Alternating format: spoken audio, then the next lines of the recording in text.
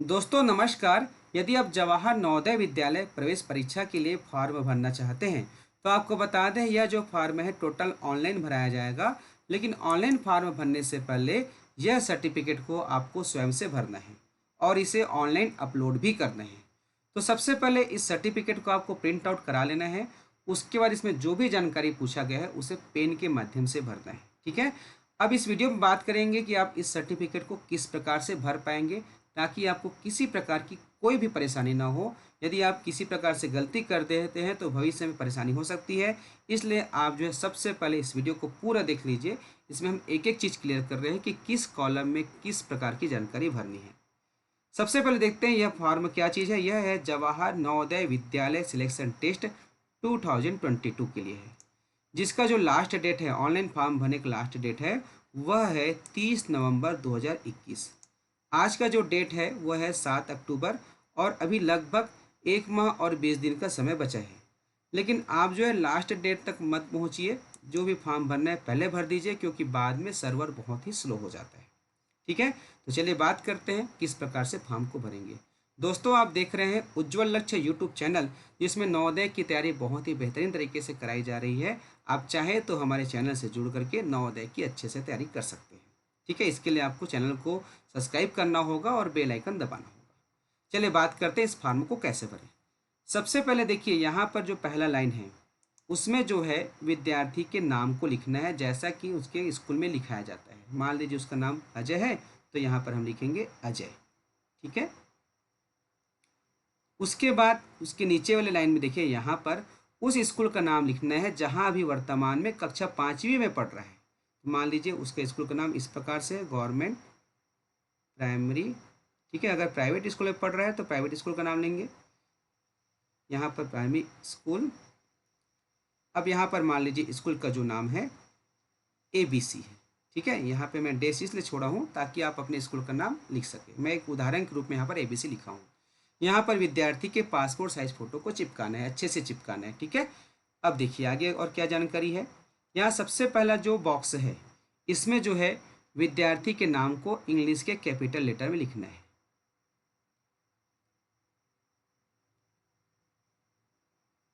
ठीक है।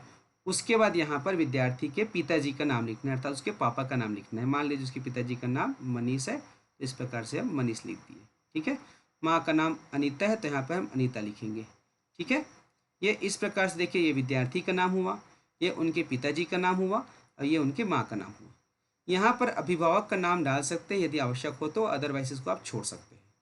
अब इस बॉक्स में विद्यार्थी के जन्म तारीख को लिखना है, जहाँ पर सबसे पहले दिनांक होगा। ये दो जो बॉक्स है वो महीने के लिए है और 4 बॉक्स जो है वर्ष के लिए है।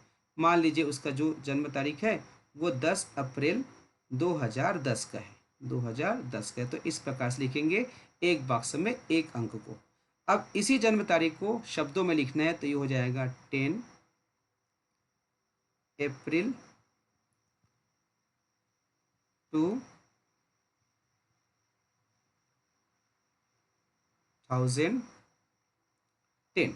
ठीक है। इस प्रकार से आपको इसको वर्ड में लिखना है। अब आगे बढ़ते हैं। यहाँ पर विद्यार्थी का जेंडर क्या है, बॉय है कि गर्ल है कि ट्रांसजेंडर है, उसको फिलअप कर देंगे। यह बॉय है तो इसको फिलअप। ठीक है। अब उसके बाद किस कैटेगरी का है, जनरल का है कि SC का है, ST का है कि OBC का है। जिस कैटेगरी से बिलोंग करता है उसे यहाँ पर टिक करेंगे। अब उसके बाद यहाँ पर देखिए यदि उसके में डिजेबिलिटी है अर्थात दिव्यांगता है तब उसका डिटेल यहाँ पे भरना है। अदरवाइज यदि किसी प्रकार की दिव्यांगता नहीं है, सामान्य है, तो इसे जो है आप क्रॉस कर देंगे। ठीक है। अब यहाँ पर आइडेंटिफिकेशन मार्क में आपको वह चीज़ लिखना है जिसके माध्यम से विद्यार्थी के शारीरिक पहचान हो सके। या उसके शरीर में चोट का निशान हो सकता है, तिल का निशान हो सकता है या अन्य प्रकार के निशान जो उसके शरीर में यूनिक हो। ठीक है। मान लीजिए उसके गले में तिल है तो यहाँ पर लिखेंगे मोल ऑन नेक। ठीक है। मोल ऑन नेक।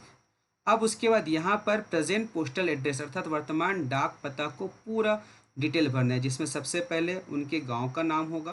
ठीक है। विलेज जो भी है। उसके बाद सिटी का नाम होगा जिस सिटी से बिलोंग करते हैं। उसके बाद post office number, post office का नाम होगा। उसके बाद ब्लॉक का नाम, ठीक है, किस ब्लॉक से है, जिला का नाम, उसके बाद स्टेट का नाम, ठीक है। उसके बाद यहाँ पर उसका पोस्टल पिन कोड नंबर जो भी है इसको यहाँ पर फिलअप करना है, लिखना है। अब यहाँ पर विद्यार्थी का या उनके पिताजी का या उनके अभिभावक के मोबाइल नंबर को लिखना है, जो 10 अंक का मोबाइल नंबर है उसे यहाँ पर लिखना है। उसके बाद ईमेल एड्रेस लिखना है, ठीक है। ये सारी डिटेल आपको फिलअप करना है। अब यहाँ पर देखिए नेशनलिटी में वो जो है हम जानते हैं कि हम सभी इंडियन हैं, तो यहाँ पर इंडियन लिखेंगे, ठीक है। अब यहाँ पर विद्यार्थी जिस धर्म से बिलोंग करता है उसको लिखेंगे। यदि वो हिंदू है तो हिंदू लिखेंगे, यदि अदर है हिंदू के अलावा जैसे मुस्लिम है, सिख है और कुछ है, तो उसका पूरा स्पष्ट नाम यहाँ पर लिखना है। तो ये जैसे हिंदू है तो यहाँ पे हिंदू लिखेंगे, ठीक है। उसके बाद ये वी हो गया है, ये यू है ना, थोड़ा सा पेन जो है इस प्रकार से चला। इसको आप ओवर राइटिंग नहीं करेंगे क्योंकि यहाँ पे कंप्यूटर से लिख रहा हूँ माउस के माध्यम से, इधर थोड़ा सा हाथ फिसल जाता है। जैसे पेन से लिखेंगे तो किसी प्रकार से कोई दिक्कत नहीं होगी, ठीक है। अब यहाँ पर मीडियम ऑफ एग्जामिनेशन, वो विद्यार्थी जो है किस भाषा में परीक्षा देना चाहता है, किस माध्यम में परीक्षा देना चाहता है, उसे स्पष्ट तौर पे लिखेंगे। ये बहुत ही इंपॉर्टेंट है, ठीक है।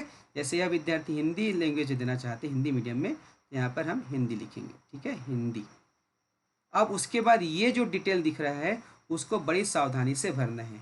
यही डिटेल तय करता है कि विद्यार्थी का चयन जो है, विद्यार्थी की जो पात्रता है, शहरी क्षेत्र से होगा कि ग्रामीण क्षेत्र से होता है।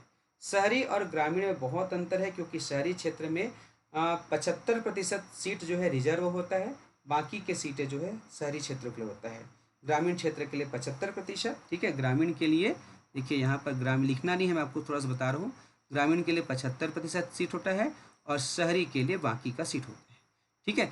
अब इसी आधार पर तय होता है यहाँ पर जो जानकारी फिलअप करेंगे तो उसका चयन ग्रामीण से होगा कि शहरी से होगा, अर्थात उसकी पात्रता क्या रहेगी वो जो है यहीं से तय करता है। इसलिए बड़ी सावधानी से आपको भरना है, ठीक है। इसको पहले मिटा देता हूँ, ठीक है।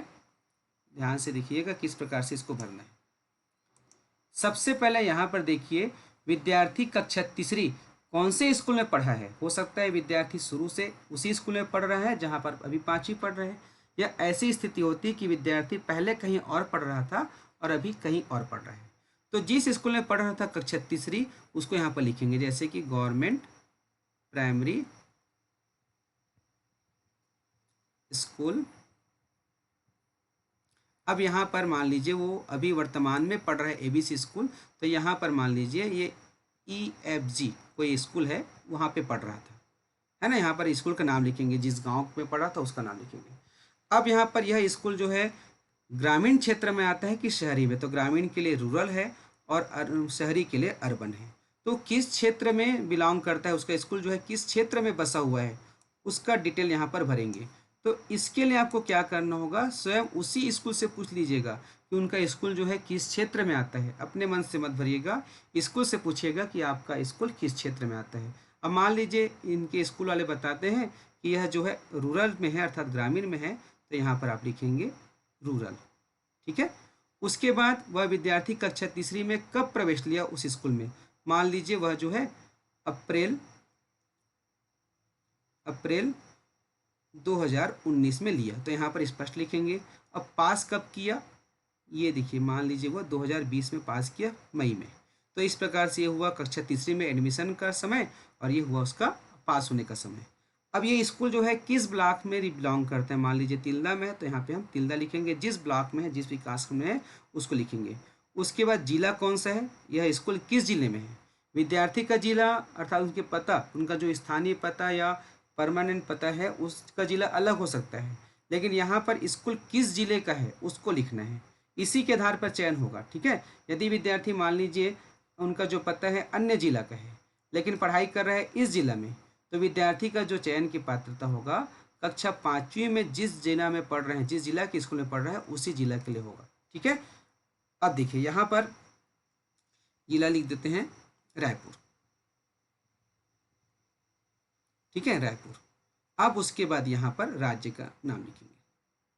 अब यहाँ पर देखिए कक्षा चौथी वो किस स्कूल में पढ़ा, मान लीजिए अब इस स्कूल में कक्षा तीसरी पढ़ने के बाद वो वर्तमान जहाँ कक्षा 5वीं पढ़ा है वहीं पे प्रवेश ले लिया कक्षा चौथी में, है ना भाई। यहाँ तक इस स्कूल में पढ़ा, फिर कक्षा चौथी से वो जो है ABC स्कूल में आ गया, तो यहाँ पर उस स्कूल का डिटेल लिखेंगे, प्राइमरी स्कूल ABC, ठीक है। अब यहाँ पर यह जो स्कूल किस क्षेत्र में आता है, इस स्कूल से पूछेंगे, बताएंगे वो कि किस क्षेत्र में आता है। यदि शहरी होगा तो अर्बन लिखेंगे और ग्रामीण होगा तो रूरल लिखेंगे। मान लीजिए यहाँ पर अर्बन है, यहाँ पर अर्बन है, ठीक है, और यहाँ पर रूरल है, अर्थात ये अलग स्कूल है, ये अलग स्कूल है और ये भी अलग स्कूल है। तीनों में से यदि एक भी बार यदि अर्बन लिखा गया तो उसका जो चयन है, उसका जो पात्रता है अर्बन क्षेत्र से ही होगा। इसलिए इस जानकारी को ध्यान से भरिए और बिल्कुल सही जानकारी भरिए, क्योंकि सिलेक्शन होने के बाद इसकी आपको सर्टिफिकेट प्रस्तुत करना पड़ता है। तो स्कूल जो है जिस एरिया में बसा हुआ है उसी का डिटेल भरेंगे, यदि ग्रामीण है तो रूरल और शहरी है तो अर्बन, ठीक है। ध्यान से इसको भरिएगा, यही बहुत ही इंपॉर्टेंट रहता है। अब यहाँ पर देखिए ये रूरल है तो ये स्कूल मान लीजिए ये भी रूरल है तो यहाँ पर हम रूरल लिखेंगे, ठीक है। उसके बाद एक कब एडमिशन लिया, अप्रैल 2020 में। कब यहाँ से पास हुआ, मई 2021 में। अब यहाँ उसके ब्लॉक का नाम लिखेंगे, जिस ब्लॉक में वो स्कूल है, जिला का नाम लिखेंगे, ठीक है। उसके बाद राज्य का नाम लिखेंगे। अब यहाँ पर वर्तमान स्कूल में, वर्तमान कक्षा में जिस स्कूल में पढ़ रहा है उसका नाम लिखेंगे, गवर्नमेंट प्राइमरी स्कूल ABC, ठीक है। उसके बाद ये जो है किस क्षेत्र में आता है, चूंकि इसी स्कूल का डिटेल यहाँ पर है तो ये भी रूरल हो जाएगा। उसके बाद कब एडमिशन लिया, 2021 में।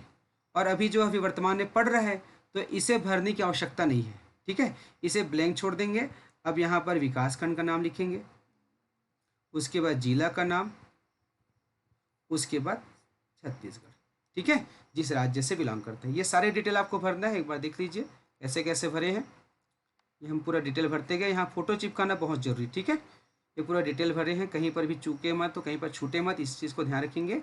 उसके बाद सबसे नीचे में देखिए यहाँ पर जो है विद्यार्थी का सिग्नेचर करना है और यहाँ पर जो है पेरेंट्स का सिग्नेचर करना है।